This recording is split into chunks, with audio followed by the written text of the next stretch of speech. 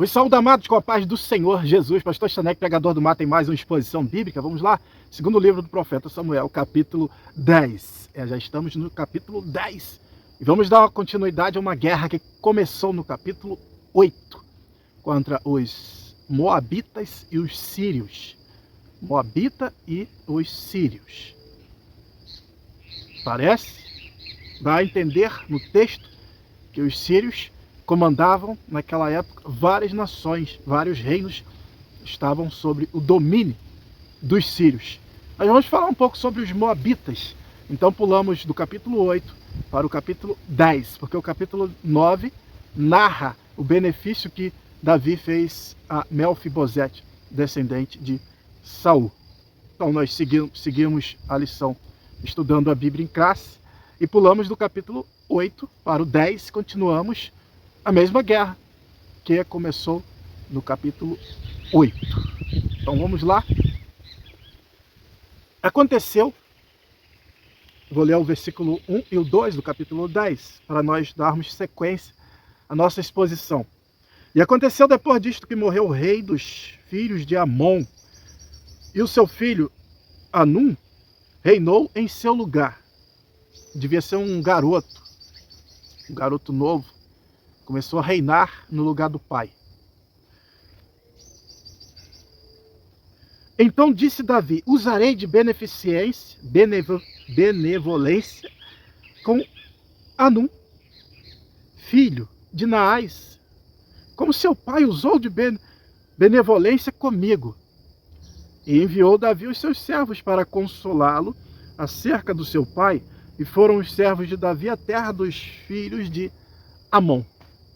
Foram lá consolar o filho de Naás, que agora era rei, e dá a entender que era um garoto.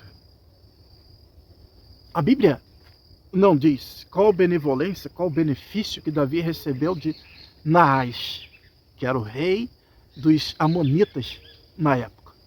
A Bíblia não diz qual era esse benefício. Mas vamos lembrar que Davi, ele tinha sangue moabita. A moabita era bisavó de Davi. Ruth, a moabita, era a bisavó de Davi. Então Davi tem sangue moabita. Ele é descendente de uma moabita, como já estudamos aí nas lições passadas no livro de Ruth. Nas narrativas bíblicas, nós vamos ver que Moabe e Amon, eles apareciam juntos, lutando juntos, guerreando juntos, e eram dois irmãos. Segundo Samuel 8:12, é a lição que nós estudamos.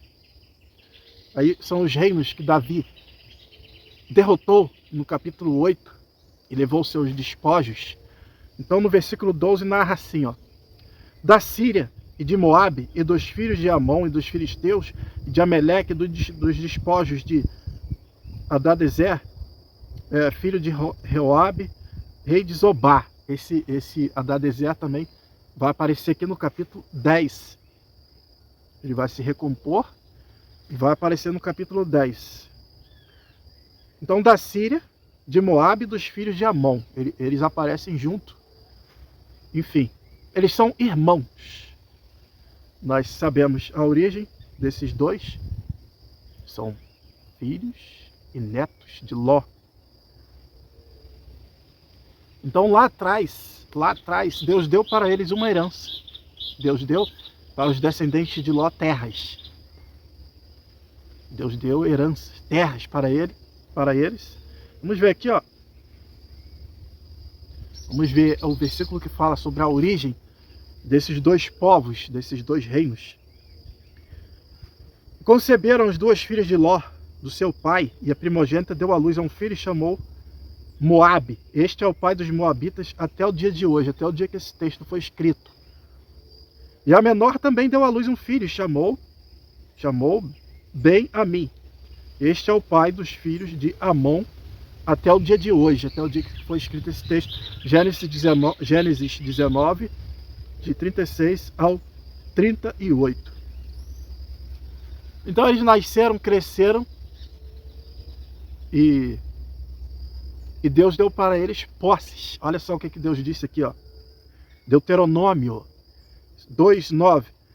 Então o Senhor disse: não perturbem os moabitas, nem os provoquem a guerra, pois não darei a vocês parte alguma na terra deles. Pois já entreguei a região de Ar aos descendentes de Ló. Então eles tinham toda uma região que foi dada de presente por Deus. Agora, e os amonitas, pastor? Já que eles são irmãos. Então, Deuteronômio 2:37. Eu li o versículo 9, agora eu vou ler o 37, que Deus vai falar acerca dos amonitas, os filhos de Amon. Somente da terra dos amonitas vocês não se aproximam. Ou seja, toda a extensão do vale do rio de Jaboque e as cidades da região montanhosa, conforme o Senhor nosso Deus tinha ordenado. Então eles têm posses dadas por Deus. Deus deu para eles terras. Mas, meus amados, eles não se contentam com o que Deus deu. Eles são gananciosos, avarentos. Eles têm posses, têm terras boas, mas não se contentam. Eles querem mais e mais. A felicidade está em nós se contentarmos com o que temos e com o que somos. Em busca da ganância, do dinheiro, as pessoas se autodestroem. São os moabitas, que Davi está enraizado lá, ou melhor, Davi é descendente. E os amonitas, eles são gananciosos. Eles não se contentaram com o presente de Deus. Aí eles queriam dominar terras, reinos. Eles eram gananciosos. Eles queriam oprimir, destruir povos e tomar suas terras. Eles fizeram Israel escravos. Eles dominaram sobre Israel. Olha só. Juízes 10, de 6-9. Mais uma vez, os israelitas fizeram o que parecia mal, o que o Senhor reprova, serviram aos Baalins, aos portes sagrados, e aos deuses de Arã, e aos deuses de Sidom, e aos deuses de Moabe, e aos deuses dos amonitas. Eram vizinhos. Israel serviu aos seus deuses.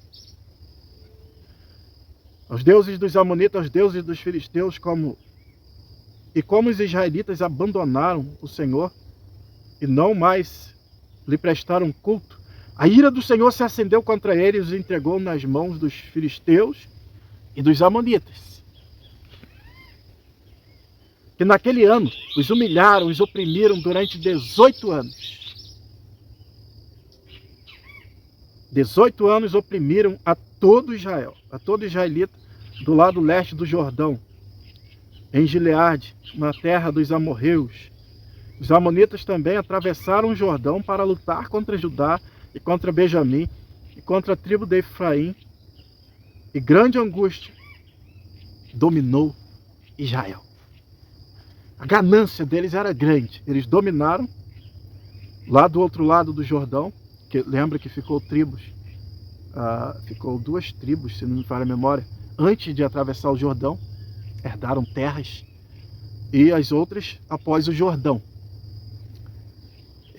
Então eles dominaram lá, antes de atravessar o Jordão, dominaram Israel. Isso por causa das transgressões de Israel. Não ameis o mundo e nada que no mundo há. Quando a Bíblia diz que Deus entregou na mão dos amonitas, ou seja, Deus deixou eles fazerem o que o inimigo faz: roubar, matar e destruir. Deus tirou o espanto, o pavor, o medo que ia diante do povo de Israel, e eles dominaram Israel 18 anos. Ainda atravessaram o Jordão, porque as terras de Moabe, dos filisteus, ficavam antes de atravessar o Jordão. Atravessaram o Jordão e dominaram todo Israel, como diz aqui no versículo 9. Atravessaram o Jordão para lutar contra Judá e contra Benjamim, contra a tribo de Efraim, e grande angústia dominou Israel. Israel ficou em angústia. Ficaram angustiados porque estavam dominados pelos filisteus e os filhos de Amon. E a Bíblia não diz aqui, mas a possibilidade de os moabitas estarem sempre juntos com os amonitas nessas guerras. Eles eram irmãos.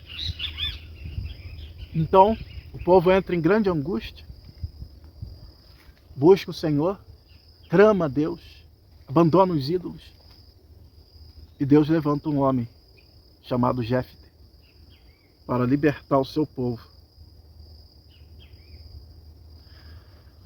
Deus levanta Jefté. Aí nós vamos ver a arrogância, a prepotência dos amonitas e moabitas.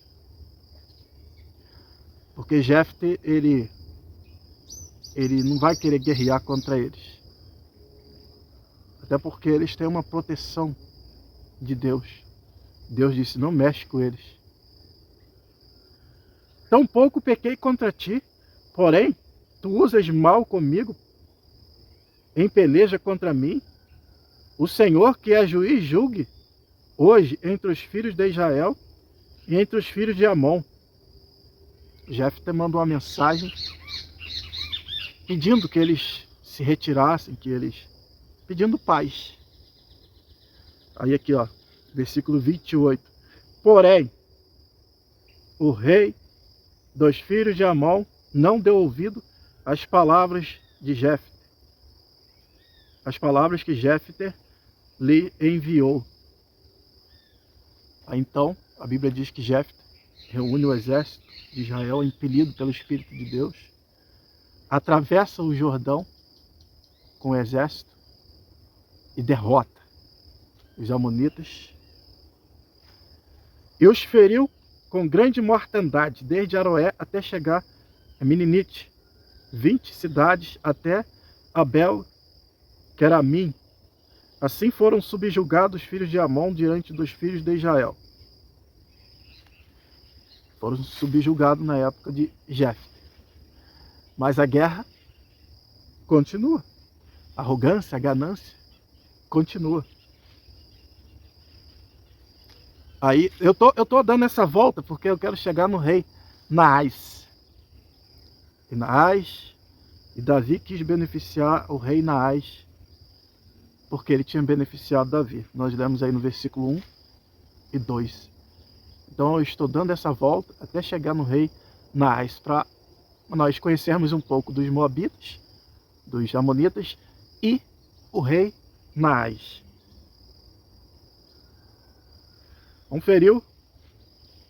Jefté feriu eles ficaram abatidos, derrotados, e a vida continua. No capítulo 11, aí que vai aparecer a figura desse rei Naás. Um cara bonzinho, né? Não era não. Um cara bonzinho, nada. Essa figura aí vai aparecer no capítulo 11. Jabes de Gileade ficava antes de atravessar o rio Jordão. Ficava antes. E havia sofrido muito com uma guerra civil que só restou de Jabes de Gileade 400 moças virgens. Nós vamos ver no capítulo 11 uma história terrível.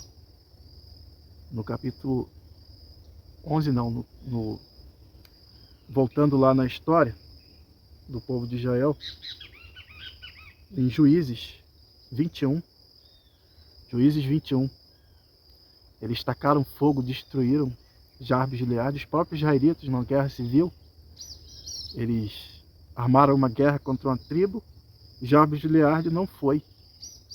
Então eles decidiram destruir, tacaram fogo na cidade, mataram homens, mulheres, crianças, e sobrou 400 moças virgens. Aí eles, depois, vou resumindo, recomeçaram Jabes de Gileade com 600 moças e 600 rapazes, 600 homens. Então, uma cidade fortificada, murada, mas fragilizada. Tinha recomeçado. E alguns anos depois, o rei Naás, rei dos Amonitas, cercou Jabes de Gileade. Nesse contexto, o povo de Israel já está subjugado pelos filisteus. Olha só, e Saul também já tinha sido colocado rei pelo Senhor com a missão de destruir os filisteus. Naquela época, não havia nem mesmo um único ferreiro em toda a terra de Israel, pois os filisteus não queriam que os hebreus fizessem espada e lanças. Então Israel já era dominado pelos filisteus na época de Saul. Eles eram fragilizados também. Então é nesse contexto que Naás cerca Jabes de Gileade, lá do outro lado do Jordão, para tomar para si, escravizar os moradores. Depois da volta em Juízes 11, que nós fizemos essa exposição, e foi muito boa essa exposição aí, 1 Samuel capítulo 11, não é Juízes não. Uma exposição muito boa, tivemos aí muitas aplicações para nossas vidas. Então está cercado de Jabes de Gileade, fragilizada. E na narrativa bíblica, eles, sem olhar para o Senhor, porque o Senhor é o socorro de Israel, sempre foi, eles foram ao rei pedir um acordo. E o acordo que ele propôs é que cada um dos israelitas arrancasse o seu olho direito. Sem isso, não tem acordo. Cada um arranca o seu olho, aí vocês podem ser nossos servos. Fora disso, só para nós termos uma noção de quem era esse rei Naás. Está em 1 Samuel 11. Aí, eles pediram um prazo. Claro que é um prazo, se não me falha a memória, 7 dias. Mandaram mensageiros a todo Israel. Até que isso chegou em Saul. Saul estava voltando de tocar os seus gados. E o Espírito do Senhor impeliu Saul. E ele dividiu um boi entre as 12 tribos. E falou: assim se fará o gado de quem não se juntar a Saul e a Samuel. Foi quando Israel certamente lembraram daquela mulher, aquela concubina que foi dividida em 12 partes, a guerra civil, a desgraça que aquilo trouxe para todo o povo. Então eles se levantaram como um só homem e derrotaram o exército do rei Naás. Derrotaram, e foi uma grande matança. Foi uma matança terrível naquela época contra o rei Naás e os amonitas. Então nós chegamos até o rei Naás. Chegamos o rei Naás, que morreu e que Davi quis usar de benevolência, quis beneficiar ele, ele não, o filho que tinha assumido o reino. Davi tinha esse camarada em autoestima, tinha como amigo. Não é de se espantar que Davi tinha Saul também como amigo, seu inimigo. Davi prefigura Cristo, né? Cristo tinha Judas como amigo. Está lá nos Salmos. Até o meu amigo íntimo em quem eu confiava torceu o calcanhar contra mim. Então, só para nós conhecermos a figura do rei Naás. Então, na época, o seu exército foi destruído, devastado por Saul. E aqui Davi já tinha lutado contra os amonitas, no capítulo 8, contra os sírios. Mas morreu o rei e Davi quis consolar as suas condolências, dar os seus sentimentos ao rei Naás, que eu não sei, a Bíblia não diz em que ele beneficiou Davi. Em que? A Bíblia não diz. Qual seria o benefício que ele fez a Davi? Será? Há uma possibilidade que foi quando Davi estava fugindo de Saul. Talvez ele tenha aí dado abrigo, beneficiado Davi em alguma coisa. E a outra possibilidade que eu quero trabalhar é quando Davi desceu, quando Davi deixou seus pais lá junto com os moabitas, seus, entre aspas, parentes. Entre aspas não, seus parentes. Porque Davi é descendente de Ruth, a moabita. E foi Davi dali a Mispa, dos moabitas, e disse ao rei dos moabitas: deixe estar o meu pai e a minha mãe convosco, até que eu saiba o que Deus há de fazer de mim. Eu não sei se os dois reis, se havia rei dos moabitas e dos amonitas, ou se eram reis só que governavam os dois povos. Não sei.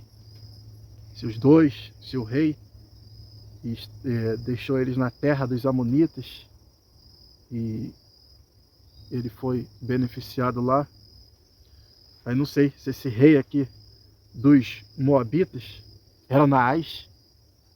A Bíblia não diz em que esse homem beneficiou Davi. É só possibilidades que pode estar certo, pode estar errado. Só para a gente pensar um pouco. Então os príncipes, quando receberam os mensageiros de Davi, você imagina agora, os mensageiros vão levar as condolências do rei Davi, grande rei Davi, e os príncipes, agora por isso que eu entendo que era um garoto, tinha maturidade, experiência, os príncipes que, segundo nós vemos na narrativa, os príncipes que governavam, que tomavam frente, eles induziram o rei contra os mensageiros de Davi, que tiveram um trabalho de uma caminhada, atravessar o Jordão e chegarem lá e agora serem tratados como espias. Você está achando que Davi mandou esses mensageiros para te dar as condolências?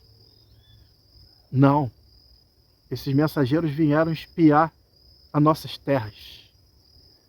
E eram homens perversos, cruéis. Então, um deles decidiu, comandado lá pelos príncipes, arrancar metade da barba dos mensageiros de Davi e cortar a sua roupa nas partes das nádegas. Então eles enviaram esses homens de volta com uma profanação. Era os descendentes de Ló, os sodomitas. Todos nós sabemos o que acontecia em Sodoma e Gomorra na época antiga.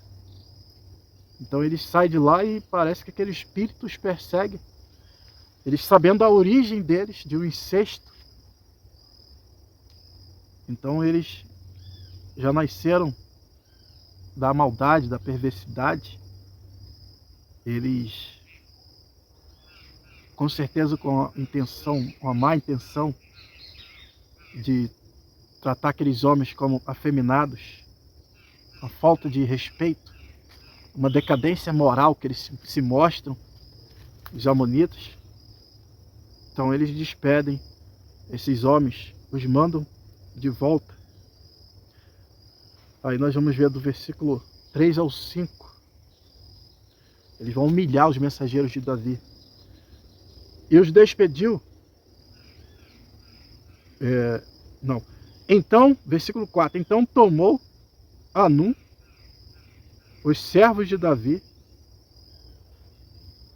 e lhes raspou a metade da barba, e lhes cortou metade das vestes, até as nádegas, e os despediu. Quem era Anum? O próprio rei. O próprio rei, descendente, o filho de Naás. Então ele humilhou, desprezou Davi, desprezou Davi.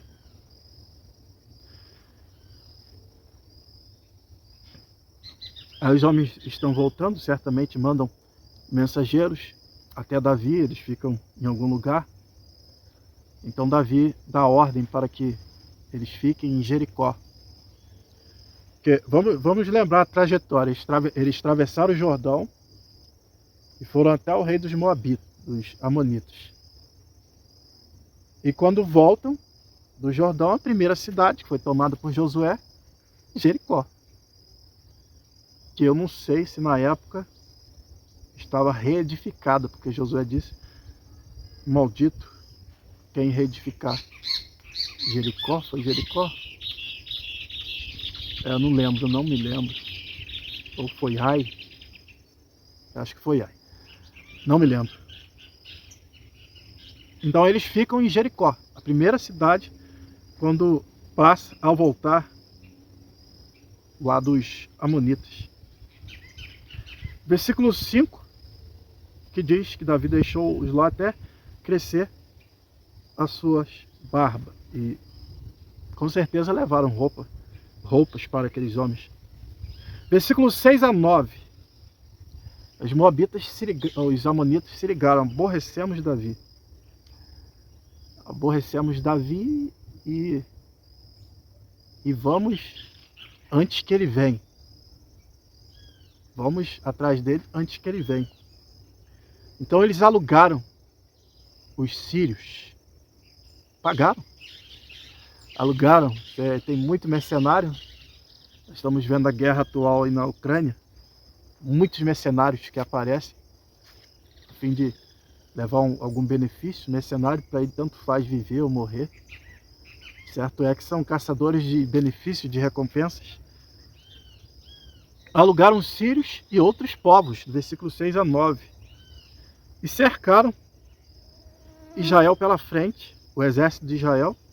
Aí Davi sai com todo o exército, que ele toma conhecimento que eles estão vindo contra ele, sai com todo o exército. E o exército de Israel é cercado pelos sírios na frente e atrás, agora eu não sei quem estava na frente e quem estava atrás, sei que eram os sírios e os moabitas. Os sírios e os moabitas unidos e outros povos que eles alugaram contra Israel. O inimigo não desiste de nos destruir. Essa terra, alugar pessoas contra nós. Alugar, mas não é de fora. Ali é uma guerra entre parentes. São tudo parentes. Moabitas, Amonitas, tinha que ficar lá quietinho na deles, os sírios, mas eles são gananciosos. Eles querem posses, terras, domínio. Nós estamos no mundo que a Bíblia diz que jaz no maligno. E ele não nos quer nesse mundo. Porque nós aqui somos embaixadores de Cristo. Nós não somos deste mundo. Mas em toda a Bíblia ela aponta a vitória da igreja. Então cuidado. Que o inimigo vai alugar contra você, contra mim. Alugou Pedro, andando ao lado de Cristo, para tirar Jesus do propósito E Jesus diz: para trás de mim, Satanás. Não, obviamente que não era Pedro, mas era Satanás atuando a partir das emoções. Ah, Senhor, jamais isso te acontecerá. Jamais. Então nós temos que ter cuidado com as nossas emoções. Termos equilíbrio emocional. Sabermos que nós não somos deste mundo. O inimigo trabalha a partir das nossas emoções para nos destruir, nos abater e nos destruir. A quem que o inimigo tem alugado para te destruir? A Bíblia diz: ora, vigia e ora, vigiai e orai para que não entreis em tentações. Então está lá Israel cercado, de um lado, pela frente e por trás, cercado pelo inimigo. E agora? Vamos guerrear, vamos nos render ao inimigo? Não. O apóstolo Paulo, talvez você esteja cercado, se sentindo fraco, derrotado pela fúria do inimigo. O que ele possa fazer com você. Mas o apóstolo Paulo diz que a nossa guerra, a nossa luta, não é contra a carne nem contra o sangue. Tem muita gente batendo boca, guerreando contra a carne e contra o sangue. A nossa guerra nós vencemos como Josafá, que lutou contra os amonitas e os moabitas justamente, que voltaram a perturbar. E foram tantos deles que morreram, que levaram 3 dias só saqueando os cadáveres, os mortos. 3 dias. Porque Josafá entendeu isso. Ele entrou no templo, o povo todo de pé, e ele, ali mesmo, ele levanta um clamor a Deus, depois entra no templo, e Deus entra nessa guerra. Aleluia. Como vai entrar na sua. Se você parar de bater boca com o inimigo, parar de temer, ter medo. A coragem não é a ausência do medo, é o domínio. Nós precisamos dominar o medo. Medo não é coisa para um homem, para uma mulher de Deus. Até o medo da morte, com a presença de Deus, nós dominamos. Os mártires morreram cantando, louvando a Deus. O apóstolo Paulo, quando começou a caminhar para a morte, ele dizia: ó morte, cadê a tua vitória? Onde estão os teus aguilhões? Então, se você está cercado, não ver saída, o inimigo nosso, hoje, a nossa guerra, é contra o pecado, como eu disse na exposição passada. E você não está vendo saída, porque está cercado. Sua saída é o joelho. E quando Josafá clama o Senhor confunde o inimigo. E eles se matam entre si. Quando Israel olha, só corpos mortos. O Senhor é o varão de guerra. É o Rei dos Reis, Senhor dos Senhores. Toda a Bíblia aponta a vitória da igreja. Então, está cercado, não se renda. Não se entregue ao pecado. Não deixe que ele te domine. Clama ao Senhor. Nossa vitória está no clamor, no joelho. Clame, até que Deus te responda. Quando você vê, a Bíblia diz para aqueles que temem o Senhor e clamam por Ele, nascerá o sol da justiça A tua cidade está cercada, assolada pelo inimigo. A Bíblia diz que nascerá o sol da justiça, como Israel cercado na época do rei Ezequias. E naquela mesma noite, diz a Bíblia, um anjo feriu dos sírios 185 mil soldados. E o povo que estava nos portões de Judá, oprimidos, cercados, recebendo afrontas, quando eles amanhecem lá do lado de fora, era só cadáveres, corpos mortos. E nascerá o sol da justiça, e sairão, e pularão, saltarão como cabras. Eu sou cercado por Senaqueribe, o exército dos sírios, homens malignos,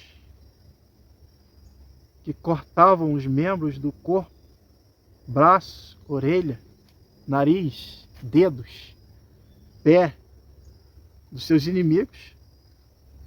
De repente o povo pode sair nos portões, abre seus portões e o povo sai pulando, saltando de alegria, liberdade.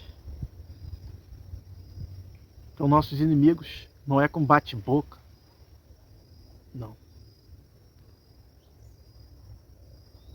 Seu inimigo não é a sua esposa, não é o seu marido, não é os seus filhos, não.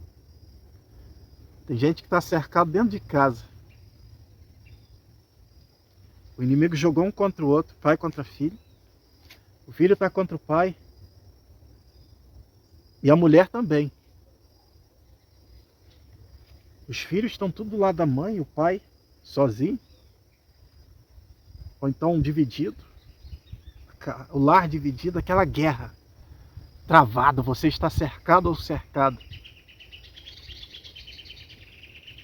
E talvez você está pensando que vou embora. Vou fugir. Eu não aguento. Tem, nossas guerras hoje é assim. Pastor contra ovelha, ovelha contra pastor. Problema, uma guerra na igreja. Ninguém se entende. Um cercado. E não se vê saída.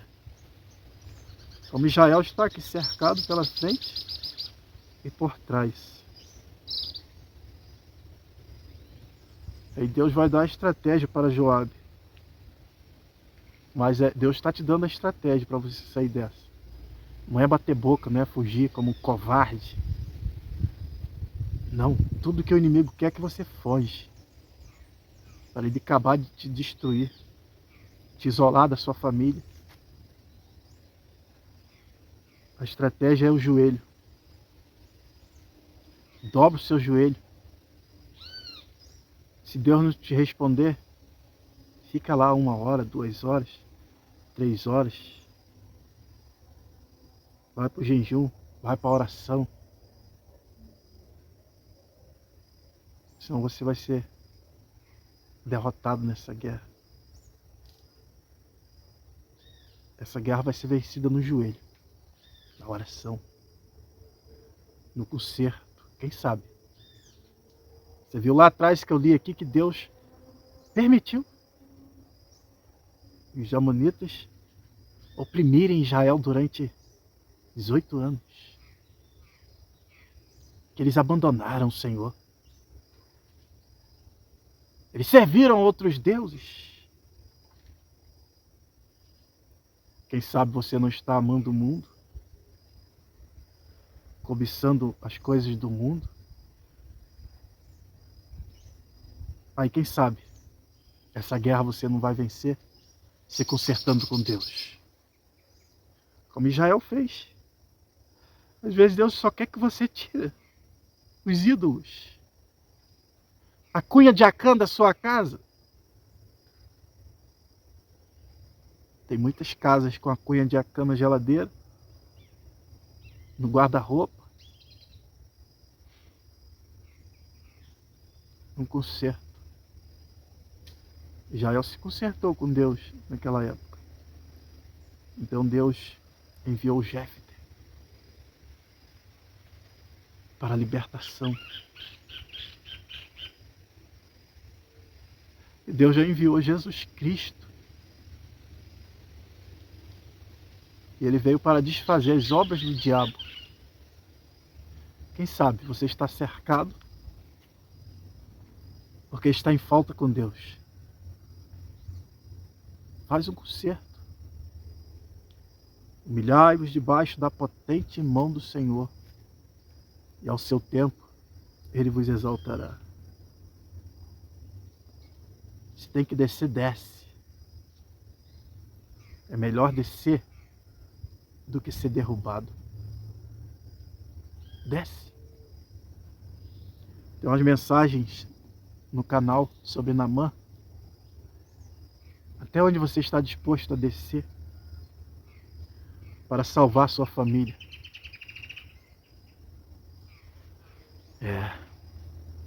Nossas guerras nós vencemos no lugar mais alto que o homem pode estar, aos pés do Senhor Jesus. Então Israel está cercado. Versículo 10 a 13. A estratégia de Joabe: dividiu o exército. Uma parte com ele, uma parte com seu irmão. Está cercado pelos sírios e os amonitas. Então ele vai chamar seu irmão Abisai, que é um grande general de guerra, um grande comandante. Nas lições passadas já falamos sobre Abisai, um homem que mata 300 sozinho numa guerra. Então é um general bem conceituado. Então Joabe vai dividir com seu irmão. E uma parte vai atacar os sírios e a outra parte vai atacar os moabitas. E Joabe disse ao seu irmão: se eu estiver perdendo, você me ajuda. Se você estiver perdendo, eu te ajudo. Mas eles não correm da guerra. Eles não se acovardam. Eles não fogem da guerra. Então os sírios, no versículo 13 e 14, quando os sírios viram que estavam sendo derrotados por Joabe, eles correm, fogem de Joabe. E vendo os moabitas que os sírios correram, fugiram, também caçaram um jeito de fugir. Fugiram. Começou a briga, começaram a serem derrotados. Os sírios fugiram. E depois os moabitas viram que ficaram só. Fugiram também. E a nossa guerra, às vezes, estamos vendo uma montanha na nossa frente, por falta de fé, e é uma nuvem de fumaça. A gente bota a fé em prática, vai passando, e de repente aquilo que era montanha é só uma nuvem de fumaça. Aqui nesse texto fala sobre os arameus, que eram mesmos sírios. Eram mesmos sírios, os arameus. Versículo 15. Vendo, pois, os sírios, que foram feridos diante de Israel, tornaram a refazer. O inimigo nunca vai desistir de te derrotar, de me derrotar. Nunca. Nunca. Nunca ele vai desistir. Ele vai lutar até o fim. Ele vai se refazer e vai continuar lutando. Diz que Satanás uma vez tentou um homem de todas as formas como tentou o nosso próprio Senhor Jesus. E tentou o homem de todas as formas, o homem não cedeu. Então ele pegou a sua trouxinha, virou as costas e saiu andando. E quando ele sai andando, o homem diz: venci a Satanás. Então ele pega a sua malinha e volta.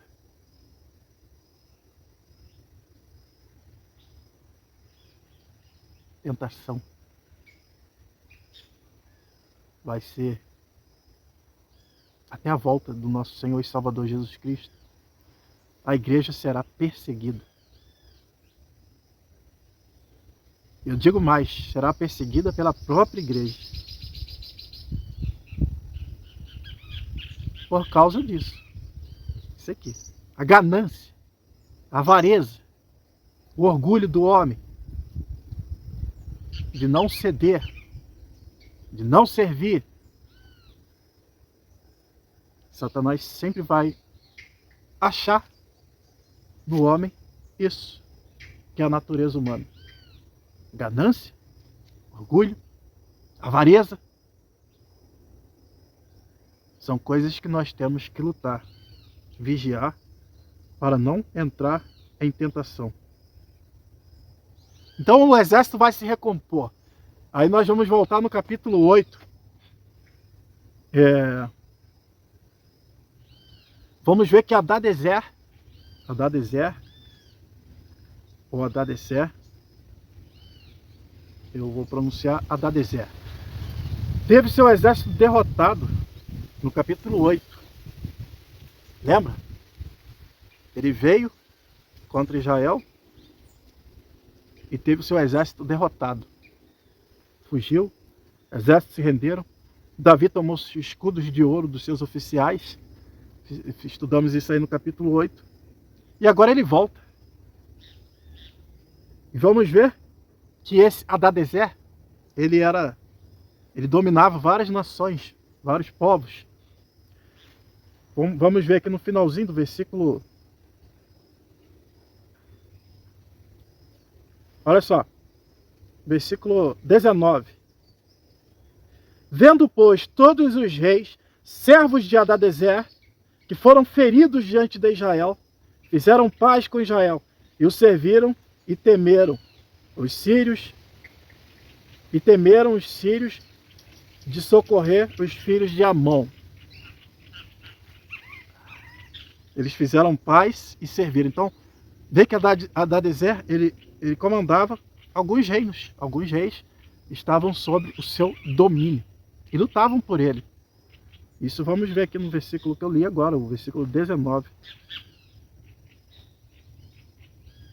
Então mandou, o versículo 16, então mandou Hadadezer e fez sair os sírios que estavam do outro lado do rio, e vieram a Elã e Sobaque, capitão do exército de Hadadezer, marchava diante deles. Do que informado Davi, juntou todo o Israel e passou o Jordão.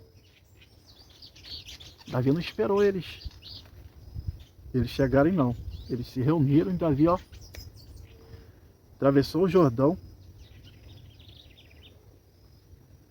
e foi a Alã, e os sírios se puseram em ordem contra Davi e pelejaram com ele.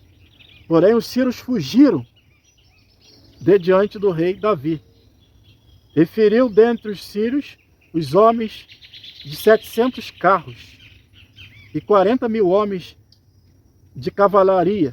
Feriu também a Sobaque, capitão do exército, que morreu ali. Versículo 18, versículo 19 eu já li. Que ele tinha influências, ele dominava vários reinos. Então os sírios novamente fogem.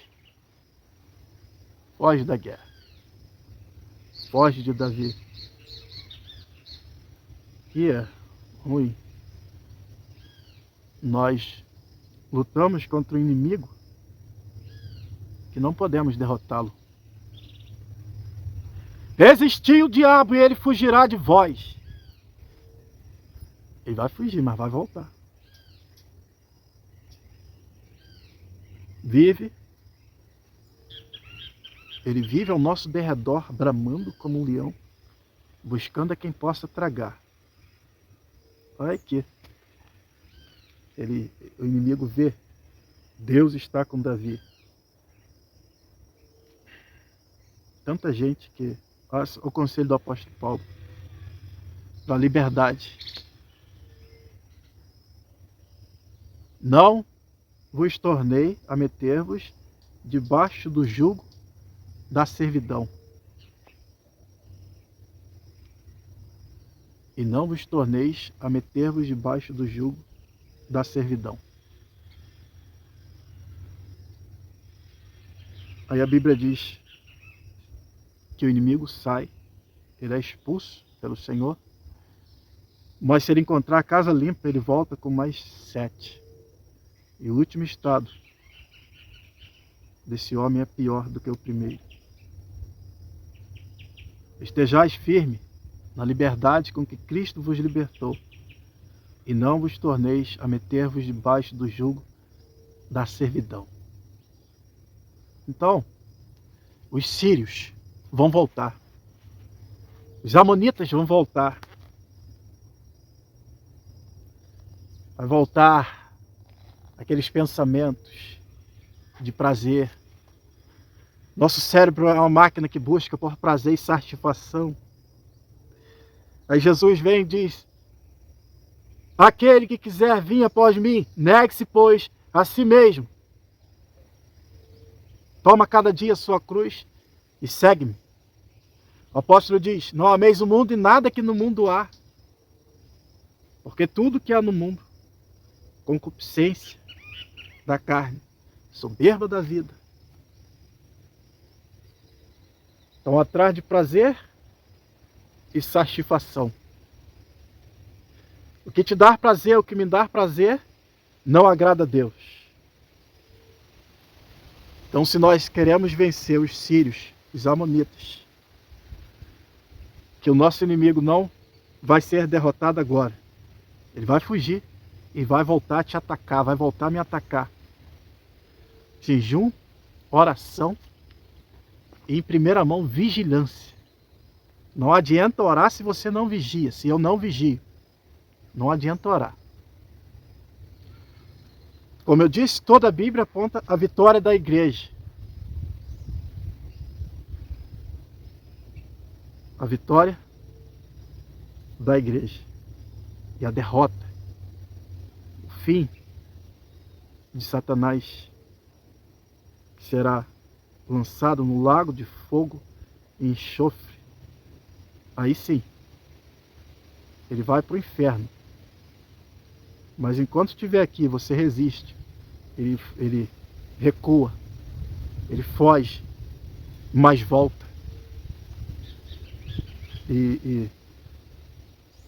Tem um hino, né? Castelo forte é o nosso Deus.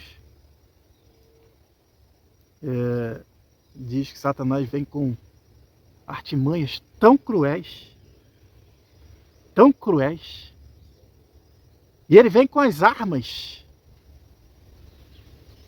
A espada não deu, a lança não deu, o escudo não deu. Como ele armou lá para os Balaão, lembra? Conseguiu matar muitos dos israelitas. Me falha a memória quantos morreram naquele episódio, mas foram muitos. Então o inimigo, ele vai lutar.